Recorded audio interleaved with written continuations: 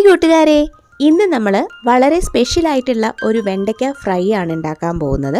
സാധാരണ നമ്മൾ വെണ്ടയ്ക്ക കൊണ്ട് മെഴുക്കുവരട്ടി തോരനൊക്കെ ഉണ്ടാക്കാറുണ്ട്, ഫ്രൈ ചെയ്യാറുണ്ട്. പക്ഷേ ഇത് വളരെ വെറൈറ്റി ആയിട്ടുള്ളൊരു ഫ്രൈ ആണ് കേട്ടോ. അപ്പോൾ അതെങ്ങനെയാണ് ഉണ്ടാക്കുന്നതെന്ന് നമുക്ക് നോക്കാം.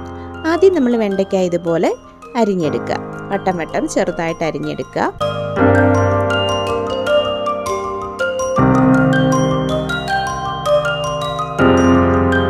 കുറച്ച് വെണ്ടയ്ക്ക ഇതേപോലെ അരിഞ്ഞു വെച്ചതിന് ശേഷം നമുക്കിതൊന്ന് ഫ്രൈ ചെയ്തെടുക്കണം.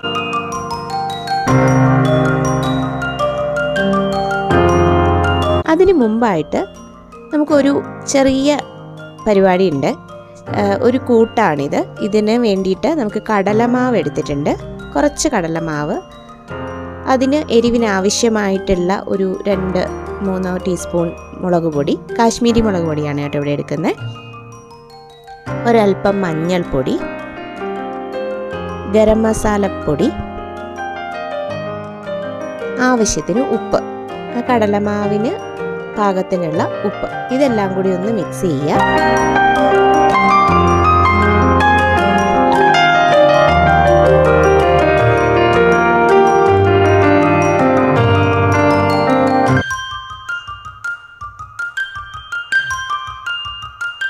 നന്നായി മിക്സ് ചെയ്തതിന് ശേഷം കുറച്ച് വെള്ളം ഒഴിച്ച് ഒന്ന് കുഴച്ചെടുക്കുക.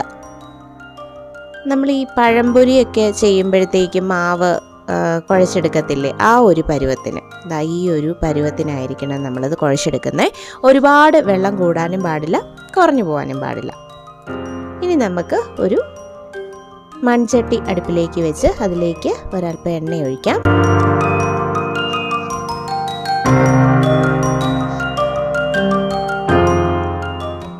എണ്ണ ചൂടാവുമ്പോഴേക്കും അതിലേക്ക് നമ്മൾ അരിഞ്ഞു വെച്ചിരുന്ന വെണ്ടയ്ക്ക കഷ്ണങ്ങളിട്ട് ഫ്രൈ ചെയ്തെടുക്കാം.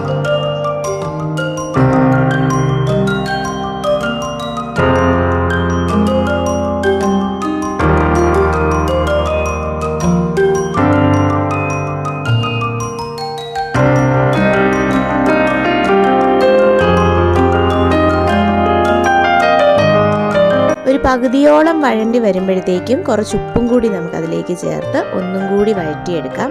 അതിൻ്റെ ആ വഴുവഴുപ്പൊക്കെ ഒന്ന് മാറിക്കിട്ടണം. വെണ്ടയ്ക്ക പൊതുവേ എല്ലാവർക്കും അങ്ങനെ ഇഷ്ടപ്പെടുന്ന ഒരു സാധനമല്ല, കാരണം അതിൻ്റെ വഴുവഴുപ്പാണ് കൂടുതലും ഒരു പ്രശ്നം.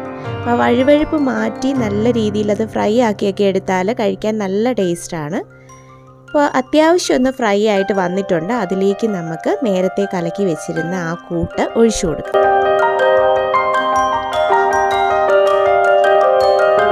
നന്നായിട്ട് മിക്സ് ചെയ്ത് കൊടുക്കണേ. ആ ഒരു കടലമാവിൻ്റെ ചെറിയൊരു പച്ചമണമൊക്കെ കാണും. ആ പച്ചമണമൊക്കെ മാറി വരുന്നത് വരെ നന്നായിട്ട് ഫ്രൈ ചെയ്തെടുത്തതിന് ശേഷം അല്പം മല്ലിയിലയും കറിവേപ്പിലയും കൂടെ തൂവി ഇളക്കിയെടുക്കാം. ഇപ്പോൾ നമ്മുടെ വെണ്ടയ്ക്ക ഫ്രൈ, വെറൈറ്റി ആയിട്ടുള്ള വെണ്ടയ്ക്ക ഫ്രൈ ഇവിടെ റെഡി ആയിട്ടുണ്ട്. ചോറിൻ്റെ കൂടെയാണെങ്കിലും ചപ്പാത്തിയുടെ കൂടെയാണെങ്കിലും കഴിക്കാൻ സൂപ്പറാണ്. നിങ്ങളെല്ലാവരും ഒന്ന് ട്രൈ ചെയ്ത് നോക്കിയിട്ട് അഭിപ്രായം പറയണേ. മറ്റൊരു സ്പെഷ്യൽ ഡിഷുമായി വീണ്ടും കാണാം. താങ്ക്